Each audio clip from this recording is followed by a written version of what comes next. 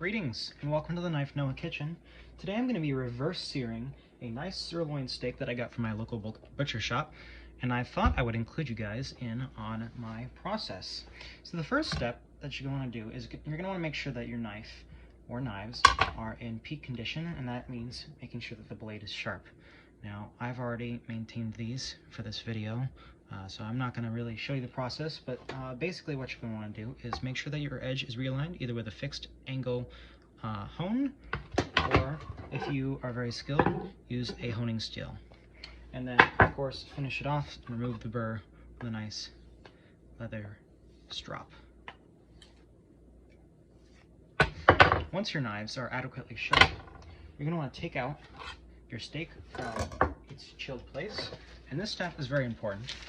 You're going to smack it, because this steak is juicier than your girlfriend's ass. So we're going to unwrap it here. Look at that. You can already see the juices. Just look at that steak. Ooh. Alright. So the first thing that we're going to want to do, wow, got quite a bit of fat here, is we're going to want to take a paper towel or two, and we're just going to pat it dry. Grab this. Pat it dry here. Getting all the sides, moving excessive juice. Throw away the wrap. Okay, should be good. Cut it in half, like so. We are going to season these liberally and then place them on a baking sheet. Now, I'm going to season these with two different types of seasoning. The first one is just going to be classic salt and pepper. We are going to want to liberally season it with salt. Lots of salt. Okay. Flip it over. Lots of salt. Okay. And also some pepper.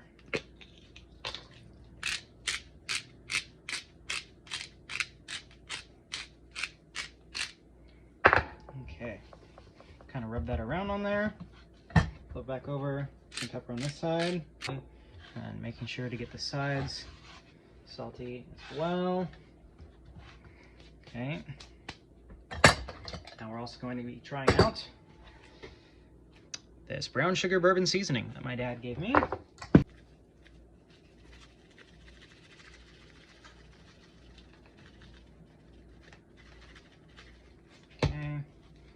Rub that around a little bit.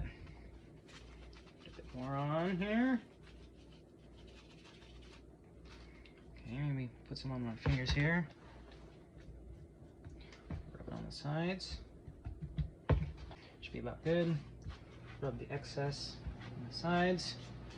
And now we're going to transfer to a lined tray. Okay, here we are at the lined tray. We're going to put our steaks in the tray.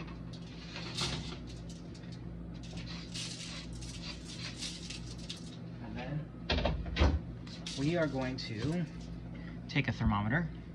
We are going to stick it in the thickest part of the steak, which should probably be right about here. And we only want to go about part of the way in. I'm going to turn this on.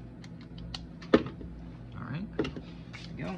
And then we're going to stick this in our preheated oven, which is at 275 degrees, along with our cast iron skillet, which is also heating up, which is part of the reverse sear process. All the steaks. Make sure that goes in properly. Then we're gonna let it preheat to a predetermined temperature. Now, while the steak is cooking to about 93 degrees in the center, I've washed off my knife here, and we're gonna chop up some Italian parsley for garnish. So we're going to pull just a couple leaves off here, or stems, whatever you want to call it. That should be about good. Stick that back in the fridge, and then what I like to do is I like to finely chop these, and one of the tricks that I do is I fold it up, just like that, and then you want a very small cutting radius. So we're going to do very small cuts.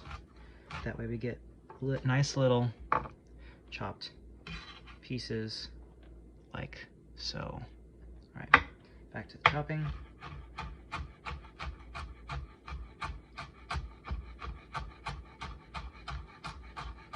This was actually probably too much parsley, but that's all right. You can always repurpose it for something else.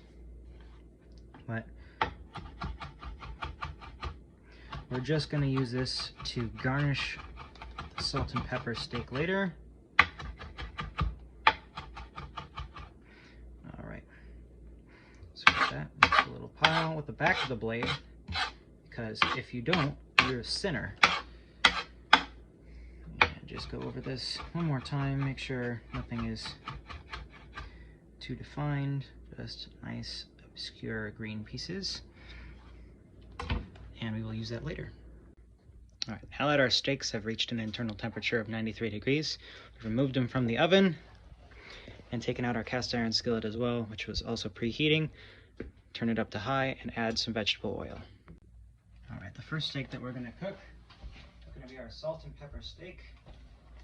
Just going to put this right into the hot pan, turn on the fan, and cook it for 2 minutes.